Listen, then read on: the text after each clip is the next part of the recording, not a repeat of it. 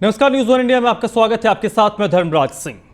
उत्तराखंड में विधानसभा चुनाव से पहले एक बार फिर दल बदल का दौर शुरू हो गया है।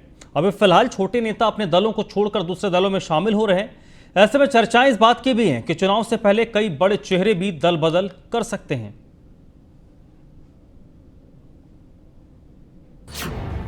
पिछने लगी 22 की बिसात, दल बदल से बनेगी बात। विचारधारा नहीं, टिकट जरूरी। चुनाव से पहले ये कैसी मजबूरी। आया मौसम दल बदल का। विधानसभा चुनाव 2022 से पहले नेताओं का एक पार्टी का दामन छोड़ने और दूसरे का दामन थामने का सिलसिला शुरू हो गया है। मंगलवार को बीजेपी से इस्तीफा देने के बाद विनोद चौधरी ने अपने कई समर्थकों के साथ कांग्रेस ज्वाइन कर ली। इसके अलावा बीजेपी युवा मोर्चा के दर्जनों कार्यकर्ता भी कांग्रेस में शामिल हो गए। कांग्रेस अभी नेताओं के दम पर आगामी विधानसभा चुनाव में जीत के साथ ही सरकार बनाने का दावा कर रही है। खास बात यह है कि अभी फिलहाल छोटे नेता अपने दलों को छोड़कर दूसरे दलों में शामिल हो रहे हैं। चर्चाएं इस बात की भी हैं कि चुनाव से पहले कई बड़े चेहरे भी दल बदल सकते हैं। भारतीय जनता पार्टी के कुछ कार्यकर्ता हमारे यहाँ आए हैं और कुछ आने वाले हैं, कुछ संपर्क में, कुछ विधायक भी संपर्क में हैं, बहुत से लोग संपर्क में, क्योंकि भारतीय जनता पार्टी ने जिस तरीके से 4.5 साल में इस प्रदेश की जनता को ठगने और छलने का काम किया, किसान को परेशान किया, नौजवान को अपमानित करने का काम किया, बेरोजगारी बढ़ी है, महंगाई बढ़ी है, इन तमाम मुद्दों से खिन्न होकर लोग भारतीय जनता पार्टी को छोड़ने और कांग्रेस पार्टी को में सम्मिलित हो रहे हैं। उत्तराखंड में 2022 में होने वाले विधानसभा चुनाव की आचार संहिता दिसंबर में लग जाएगी। ऐसे में समय बहुत कम है, जिसके कारण नेताओं में भगदड़ शुरू हो गई है। नेता संभावनाओं को देखते हुए दूसरे दलों में शामिल हो रहे हैं। आचार संहिता लगने से पहले कई बड़े नेताओं के भी दल बदल करने के आसार हैं। जबकि आम आदमी पार्टी ने कर्नल अजय कोठियाल को मुख्यमंत्री उम्मीदवार घोषित कर पार्टी में आने वाले बड़े नेताओं के लिए दरवाजा बंद कर दिया है। ऐसे में तमाम बीजेपी नेताओं की कांग्रेस में जाने की संभावना बन रही है। वही कांग्रेस के तमाम नेताओं की भी बीजेपी में आने की संभावना है। हमने उनको निष्कासित कर दिया था। उस कार्यकर्ताओं को ज्वाइन कराने के लिए आप सोचिए कि कांग्रेस का शीर्ष नेतृत्व वहां पर था। प्रदेश अध्यक्ष कांग्रेस के, पूर्व मुख्यमंत्री कांग्रेस के, नेता प्रतिपक्ष कांग्रेस के। जब एक छोटे कार्यकर्ता को ज्वाइन कराने के लिए कांग्रेस का प्रदेश नेतृत्व वहां पर होगा, आप कल्पना कीजिए अगर हमारा कोई पूर्व विधायक कांग्रेस में जाएगा तो मुझे लगता है शायद राहुल गांधी और सोनिया गांधी यहाँ ज्वाइनिंग कराने के लिए ना आ जाए। देखिए, भारतीय जनता पार्टी और कांग्रेस का हमेशा रहा कि एक दूसरे दलों से तोड़ जोड़ की राजनीति करना और आरोप प्रत्यारोप की राजनीति करना इन दोनों दलों की आदत बन चुकी है और इनकी फितरत भी है। जहाँ तक आम आदमी पार्टी का सवाल है, आम आदमी पार्टी मुद्दों पर आधारित राजनीति करती है। आम आदमी पार्टी हमेशा कहती है कि हमारा 3C का फॉर्मूला है, करप्ट, कम्युनल और क्रिमिनल हमें नहीं चाहिए। उसके अलावा कोई भी व्यक्ति जो उत्तराखंड की सेवा करने के लिए तैयार है, इच्छा रखता है, उसका स्वागत है पार्टी में। उत्तराखंड में चुनावी सरगर्मियां चरम पर हैं। ऐसे में नेता भी अपने भविष्य को सुरक्षित करने की जद्दोजहद में जुट गए हैं। विधानसभा चुनाव में दल बदल का पार्टियों को कितना फायदा मिलेगा, ये तो आने वाला वक्त ही बताएगा। 2022 चुनाव से पहले दल बदल की बिसात प्रदेश में बिछने लगी है। विचारधारा हो ना हो जरूरी, लेकिन टिकट जरूरी है। इसी अंदाज में कहीं ना कहीं अब दल बदल की राजनीति प्रदेश में देखी जा रही है। भाजपा से लेकर कांग्रेस में नेता जा रहे हैं और कांग्रेस से लेकर भाजपा में नेता जा रहे हैं। वहीं आम आदमी पार्टी का कहना है हम तो साफ और स्वच्छ राजनीति को ही पार्टी में शामिल करेंगे। देखना दिलचस्प होगा कि इस दल बदल की राजनीति 2022 चुनाव में किसकी नैया पार लगाती है। कैमरामैन संदीप के साथ मैं Sandeep Negi, news one India, Dehradun.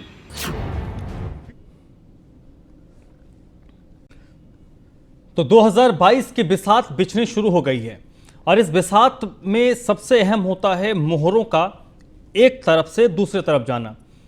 किसी भी राज्य में आप हों, सेंटर के चुनाव हों, तो ये चुनाव से कुछ महीने पहले एक परिपाटी देखी जाती है। लोग निराश हो जाते हैं, रूठ जाते हैं, दूसरे दलों में चले जाते हैं, कुछ लोगों को मनाने की कोशिश होती है। तो यही चीज़ इस वक्त उत्तराखंड में भी नजर आ रही है। लेकिन उत्तराखंड में कौन कहाँ जा रहा है, कौन किसका फायदा लेने की कोशिश कर रहा है, इन तमाम पहलुओं पर आज हम चर्चा करेंगे। और इस चर्चा में मेरे साथ कुंवर जपेंद्र सिंह जुड़ रहे हैं, जो भारतीय जनता पार्टी के प्रवक्ता हैं। लखपत बुटोला साहब हैं, कांग्रेस पार्टी के प्रवक्ता। संजय भट्ट साहब हैं, आम आदमी पार्टी के प्रवक्ता। और अरविंद विद्रोही हैं, वरिष्ठ पत्रकार। आप चारों का बहुत बहुत स्वागत। सबसे पहले आज की शुरुआत में अरविंद विद्रोही जी, सर आपसे ही करूंगा। चुनाव के दौरान एक पाले से दूसरे पाले में जाना कोई बहुत बड़ी बात नहीं है। छोटे कार्यकर्ता तो खैर पता नहीं चलता, हर 5-5 साल में अपना चुनाव चिन्ह बदलते रहते हैं। लेकिन जिस तरीके से भारतीय जनता पार्टी की, मैं विशेष तौर पर फोकस करूं क्योंकि सत्ताधारी दल है और भारतीय जनता पार्टी की ये अंदरूनी रिपोर्ट भी कहती है कि चुनाव में सरकार रिपीट करने के लिए उनकी कोशिश ये होती है कि 50 से 60% विधायकों के टिकट काट देते हैं ताकि नाराजगी दूर की जाए। तो क्या आपके पास ऐसी कोई रिपोर्ट है कि भारतीय जनता पार्टी में जिन लोगों को ये लग रहा है कि रिपोर्ट उनके खिलाफ है, वो दल बदल के लिए सोच रहे हैं?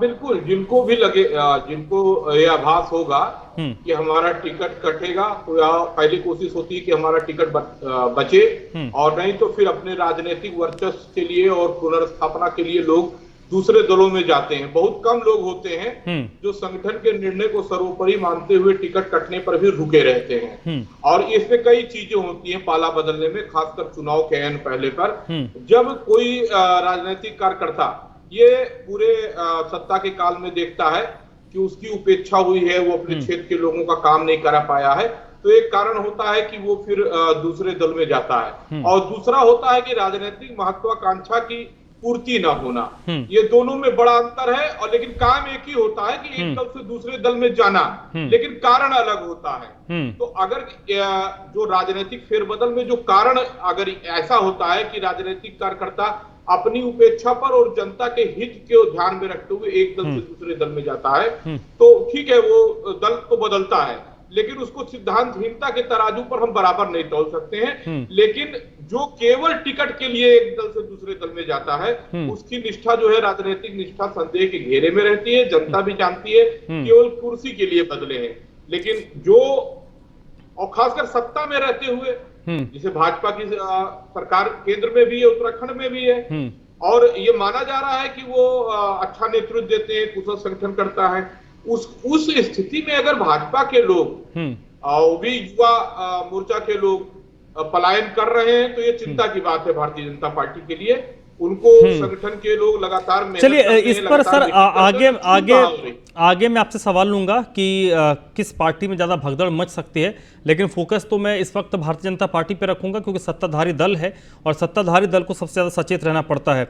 जयपेंद्र सिंह जी, आपके पार्टी में क्या स्थिति है? क्या आपकी पार्टी में लोगों का स्वागत किया जाएगा? जो लोग पार्टी चुनाव से पहले ज्वाइन करेंगे, क्या उनको टिकट दिया जाएगा? या फिर जो लोग जिनके परफॉर्मेंस रिपोर्ट कार्ड जिनका खराब है, उनको अगर टिकट काटेंगे, अगर वो पार्टी छोड़ के चल जाते हैं, तो उसके लिए आपके पास क्या प्लानिंग है? देखिए, इन सब चीजों के ऊपर माननीय राष्ट्रीय अध्यक्ष जी पहले ही कई बार बयान भी दे चुके हैं और सचेत भी कर चुके हैं। चुनाव के समय में पार्टी छोड़कर जाना, जहां तक हम सब समझते हैं, ये मात्र और मात्र ये स्वार्थ की राजनीति का ही एक हिस्सा है। चुनाव के समय में पार्टी छोड़ना, ये आप विचारधारा के साथ अन्याय भी करते हैं और उस विचारधारा को कहीं ना कहीं आप कमजोर करने का भी काम करते हैं। ऐसा किसी भी व्यक्ति को नहीं करना चाहिए। अगर हमारी किसी राजनीतिक दल में आस्था है तो उस आस्था के साथ बने रहना चाहिए, क्योंकि हम सब सार्वजनिक जीवन में हैं, तो हम प्रदेश की भलाई के लिए हैं, जनता की भलाई के लिए हैं। और जिन लोगों के लिए जनता की भलाई और प्रदेश की भलाई सर्वोपरि होती है, तो निश्चित तौर पर वो पूरी दृढ़ता के साथ दल के साथ खड़े रहते हैं, चाहे अच्छा समय हो चाहे बुरा समय हो।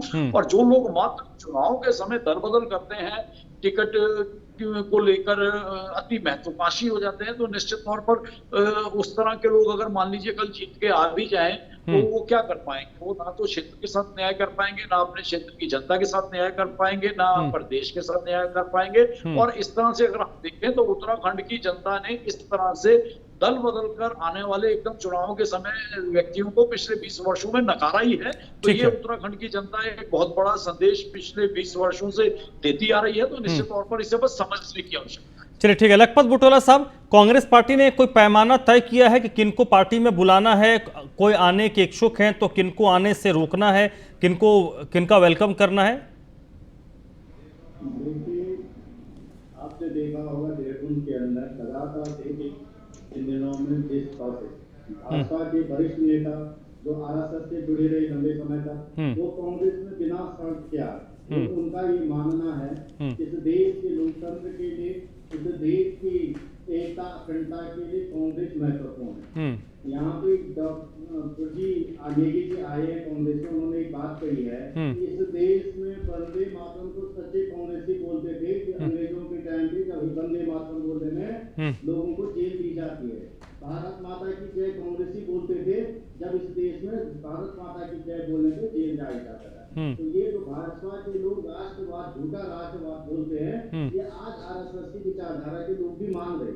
पहली बात तो ये है। दूसरी बात मैं आपसे कहता हूँ, जिस तरह से इस देश के अंदर महंगाई हो, भ्रष्टाचार हो, चाहे महिला शोषण हो, चाहे दलितों पे अत्याचार हो, लोग तरफ होकर के लोग कांग्रेस में आ रहे हैं और बिना शर्त कांग्रेस में आ रहे हैं। हाँ, कांग्रेस ये जरूर अपने मान्य हरीश रावत जी मान्य अध्यक्ष जी और मान्य नेता प्रतिपक्ष प्रीतम जी ये कह चुके हैं कि पार्टी भी कार्यकर्ताओं को सोच समझ के लेगी। उनको देखेंगे कि कांग्रेस की विचारधारा के साथ केवल लाभ के लिए जुड़ रहे हैं, कि कांग्रेस की 22 में सरकार आ रही इसलिए जुड़ रहे, या ये वास्तव में कांग्रेस की विचारधारा से ओतप्रोत होकर के आ रहे। मैं आपसे कह सकता हूँ, कांग्रेस में जितने लोग जुड़े हैं, जितने लोगों ने, चाहे वो ब्लॉक स्तर पर अलग ज्वाइनिंग हो रही है, हमारे जो कैंडिडेट है क्षेत्रों में जा रहे अलग ज्वाइनिंग करा रहे हैं, और जो प्रदेश अध्यक्ष जी हैं। नहीं, एक लखपत बुटोला साहब, अगर भारतीय जनता पार्टी के किसी सिटिंग विधायक का भारतीय जनता पार्टी टिकट काट देती है और वो आपके पास आते हैं, तो क्या कांग्रेस पार्टी उनको टिकट ना देकर अपने किसी पुराने कांग्रेसी को टिकट देगी? वैसे कई चीजों पे मैं ऑथेंटिक नहीं हूँ कि ऐसे स्वरूप। हाँ, ठीक। अब लेकिन मैं ये कह सकता हूँ, हमारे 70 विधानसभाओं पे लगभग 65 विधायक लगभग कैंडिडेट तय है। 3-4 कैंडिडेट की ही हमारी स्थिति परिस्थिति है कि अपने डेरिया में अपने कार्यकर्ता को निष्ठावान, लेकिन आता हूँ जब जाता हूँ जनता के बीच जिसका दूध होगा, दूध जनता के बीच होगा, जिसका निष्ठा कांग्रेस के प्रति जो विरोध हो जाएगा, तो हमारे लगभग 100 सीटें हम पिछली बार लड़ेगा और 65 सीटों पे हमारा लगभग तय करेंगे। तो बहुत ज्यादा संभावना गुंजाइश नहीं, लेकिन सरकार के साथ जो सहभागिता चाहता प्रदेश। चलिए, ठीक है, ठीक है। संजय भट्ट साहब, आम आदमी पार्टी की अगर हम बात करें तो वैसे नेता जो जमीन पर उतनी पकड़ नहीं रखते हैं, लेकिन उनको एक पार्टी का झंडा चाहिए, डंडा चाहिए चुनाव जीतने के लिए, और जिस तरीके से आप विकल्प मान कर चल रहे हैं अपने आप को कि हम एक विकल्प हैं, तो आम आदमी पार्टी ने कोई पैमाना रखा है या फिर सबका वेलकम है? नहीं, देखिए, आपको भी पता है, सभी को पता है कि हमारे यहाँ CCC का फॉर्मूला है।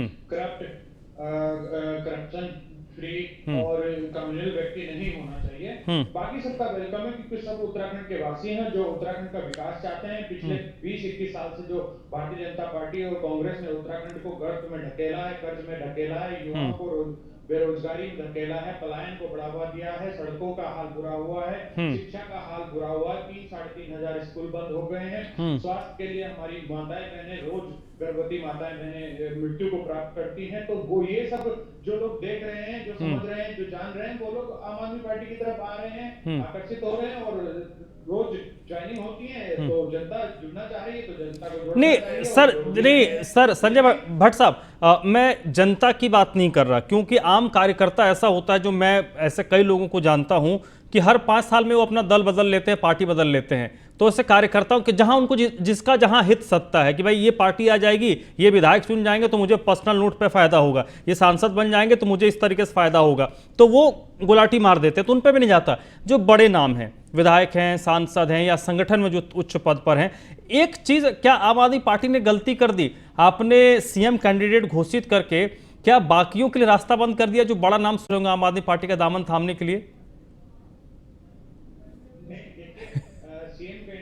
घोषित ही ऐसे व्यक्ति को किया गया है जो राष्ट्रवाद के लिए एक प्रखर नाम है, जिसने उत्तराखंड के युवाओं को रोजगार दिलाने के लिए अपने निजी तरीके से काम किया है, रोजगार दिलवाने का, रोजगार के लिए तराशने का काम किया है। ऐसा व्यक्ति सीएम का कैंडिडेट घोषित किया गया है, और ये सीधा सा है, जैसा आप भी कह रहे हैं, उसे बिल्कुल विपरीत कह लीजिए कि जो बड़े नाम आना चाह रहे थे आम आदमी पार्टी में, लेकिन उन पे करप्शन के कई आरोप थे, तो उनके लिए दरवाजे बंद कर दिया। चलिए, ठीक है।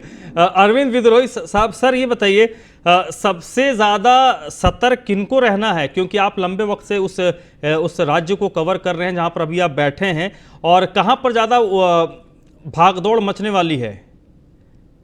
देखिए, जो जिन लोगों को कांग्रेस और भारतीय जनता पार्टी से टिकट नहीं मिलेगा, या जो बहुत अरसे से राजनीतिक जो है टिकट से वंचित हैं, किसी भी दल से टिकट नहीं मिलता है, वो सीधा आम आदमी पार्टी की तरफ रुख करेंगे। और आम आदमी पार्टी चाहे जितना कहे भ्रष्टाचार के सवाल पर, भ्रष्टाचार के आरोप और उस सवाल पर कई बार उनके लोग माफी मांग चुके हैं, तो वो सवाल कोई बहुत राजनीति में महत्व नहीं रखता है अब, क्योंकि ये कोर्ट तक में माफी मांग चुके हैं कि हम कोर्ट के आदेश पर।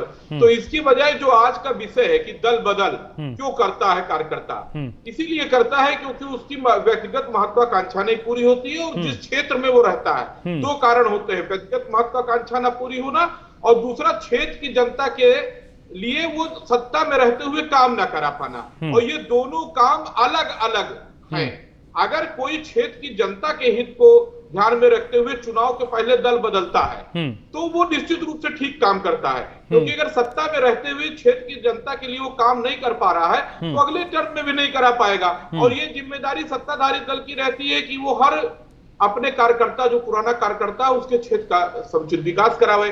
तो चूक तो राजनीतिक दल के नेतृत्व से होती है, क्योंकि वो भ्रम में हो जाते हैं कि जनपद के स्तर के कार्यकर्ता बड़े मायने नहीं रखते हैं, जबकि हार जीत में बहुत बड़ा योगदान जो है जमीनी कार्यकर्ताओं का होता है। अगर हर जिले से जमीनी कार्यकर्ता एक दल से दूसरे दल में चले जाएंगे, चाहे जितना बड़ा दल हो, चाहे उसका नेतृत्व कितना सक्षम हो, तो एक जमीन खिसकने वाली बात हो जाती है। और भारतीय जनता पार्टी को उत्तराखंड में ये बहुत सचेत हो जाना चाहिए कि उसके लोग कांग्रेस में जा रहे हैं, और कांग्रेस से भी तमाम बड़े नेता गए हैं, पहले गए हैं। बहुगुणा जी का पूरा परिवार चला गया, नारायण दत्त तिवारी जी के लोग भी जो उनके पीआरओ थे सबसे, वो भी नहीं है। तो कांग्रेस में भी हलचल मचेगी, ऐसा नहीं है। और सारे लोग जो कांग्रेस भाजपा से बड़ा तबका आम आदमी पार्टी की तरफ जाएगा, ये भी तय है। तो ये अब तीनों दल ये नहीं कह सकते हैं कि हम जो दूसरा आया उसको हम नहीं लेंगे, सब लेंगे, और जिसको लेंगे वो जस्टिफाइड करेंगे। बिल्कुल बिल्कुल, हाँ जी, ठीक है। जपेंद्र सिंह जी कुछ रिस्पॉन्ड कर रहे थे सर आप। देखिए, हमें सबसे पहले तो ये समझना होगा कि हम अगर उत्तराखंड के समग्र विकास की बात करते हैं, और हम प्रदेश की जनता, हम और आप प्रदेश की जनता हैं, तो प्रदेश की जनता भी जो एक कॉमन आदमी है, अगर उसे थोड़ी सी अगर उसमें जागरूकता आ जाए, तो भारतीय जनता पार्टी का उत्तराखंड में रिपीट होना अति आवश्यक है। और ये इसलिए नहीं है कि सिर्फ एक राजनीतिक दृष्टि से, एक सामरिक दृष्टि से, एक आर्थिक को मजबूत करने की दृष्टि से, डेवलपमेंट की दृष्टि से, ये वो प्रदेश के अंदर हर 5 साल की उठापटक की वजह से कई चीजें बीच में रह। सर, मुझे आप 30 सेकंड में कुंवर जपेंद्र सिंह जी इन्हें ये वो छटाइए, मुझे ये बताइए कि जो भगदड़ मचेगी उसके लिए क्या प्लानिंग है, ये बताइए। आज हम इसी इशू पे मैं बात कर रहा हूं। हम उसी संदर्भ में आ रहे थे।